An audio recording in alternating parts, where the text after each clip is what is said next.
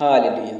सभी को मेरी ओर से जय मसीह की। आज की सुबह की प्रार्थना में हम आप लोगों को बहुत त्याग से स्वागत करते हैं। सचमुच में आज हम लोग परमेश्वर का धन्यवाद करते हुए आज की वचन को हम लोग अध्ययन करेंगे और इन वचन के अंदर में परमेश्वर ने हम सबों से बातचीत करना चाहता है और अपने अनुग्रह हमारे बीच में आशीष के रूप में प्रदान करना चाहता है। सचमुच में परमेश्वर का जो जीवित वचन भजन संहिता कहता है उसका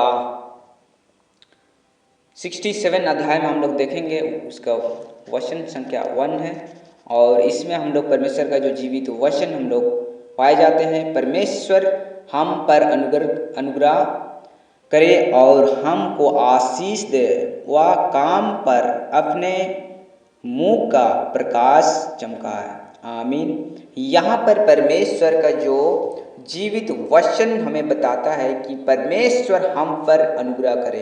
परमेश्वर आपका जीवन में अनुग्रह जरूर करेगा, दया जरूर करेगा और वह अनुग्रह है जो आपका लाइफ में, आपका जीवन में हमेशा बना हुआ रहेगा। यह किस प्रकार से आपका लाइफ में परमेश्वर का अनुग्रह हमेशा बना हुआ रहेगा। जब आप प्रत्येक डे सुबह शाम परमेश्वर का जो जीवित वचन को अध्ययन करोगे और परमेश्वर से बातें करोगे, परमेश्वर का बात करने का मतलब है आप परमेश्वर का जो जीवित वचन बाइबल को अध्ययन करोगे तो परमेश्वर उसी के अंदर में आप बातचीत कर पाते हैं।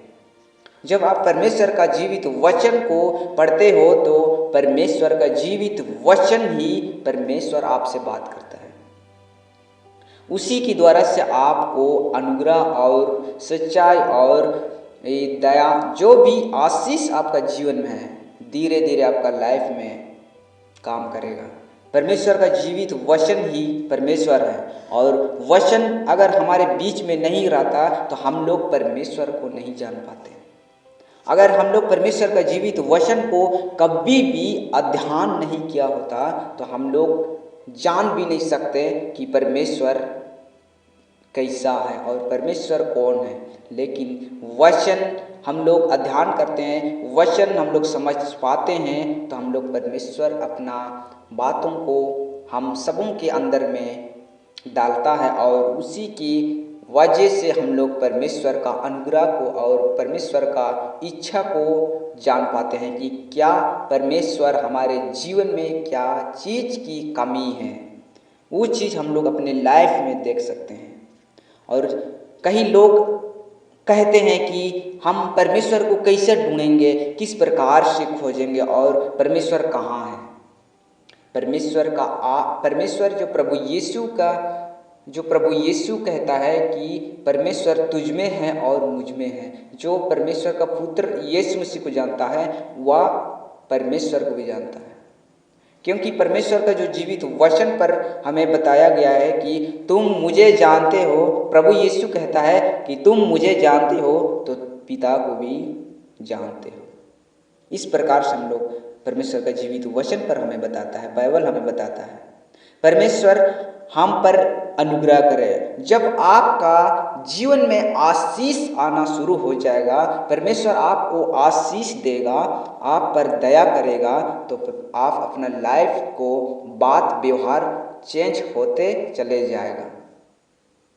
आपका जो पहले का जीवन में जो आप गलत बातें करते थे उस बातों को अपने हृदय में जगह नहीं दोगे।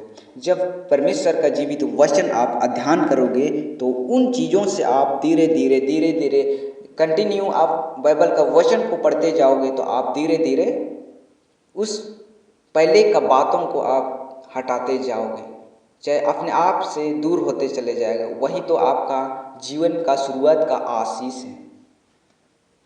और जब आप पूरी तरह से परिपूर्ण हो जाओगे, पूरी तरह से परमेश्वर का जीवित वचन को अध्ययन करना सीख जाओगे तो आपका जीवन में परमेश्वर काम करेगा और उस परमेश्वर का आशीष को देखने के लिए आप अपना लाइफ में, परिवार में, चाहे किसी अपना भाई बहन के जीवन में काम देखोगे।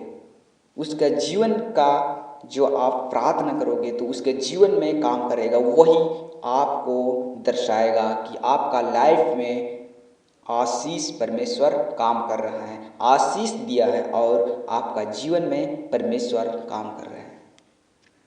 आप परमेश्वर की लहू से धो चुके हैं। आप अपने गलती को और हृदय को साफ हो चुका है। तब परमेश्वर का जीवित वचन आप अच्छी रीति से दूसरों को समझा सकते हो। जब आपका हृदय में परमेश्वर हर एक पापों को मिटा देगा और आप परमेश्वर से बातचीत कर सकते हैं। सचमुच में परमेश्वर का धन्यवाद हो कि आज का सुंदर सुबह में हम सबों को लेके आया है और आप सबों को भी लेके आया है परमेश्वर की महिमा और आराधना करते हुए। आज से जो आपका जीवन में आशीष होने पर है। परमेश्वर का जीवित वचन हमें बताता है हमको आशीष दे, वह हम पर अपने मुंह का प्रकाश चमकाए। सचमुच में परमेश्वर आपका जीवन में आशीष देगा। हालेलुया, धन्यवाद यीशु। आज के समय को प्रभु हम आपके हाथों में देते हैं। खुदा परमेश्वर आज की रात को प्रभु जी आपने संभाले रखा, उसी प्रकार प्रभु जी आज के दिन में भी संभाले रखे। हर एक महामारी, हर एक बीमारी, हर एक दुख तकलीफों से बचाए रखना पिता। और आपकी आशीष हर एक परिवार में उंडलते जाए, आपकी आशीष हर एक परिवार में मिलने पाए। हमारी सारी बातों को प्रभु हम आपके हाथों में सौंपते हैं। हमारी सारी प्रार्थना निवेदन परमेश्वर का पुत्र यीशु मसीह का नाम से मांगते हैं। दया से सुनिए और स्वर्ग राज्य में ग्रांट कीजिए। आमीन। सभी को मेरी ओर से जय मसीह की।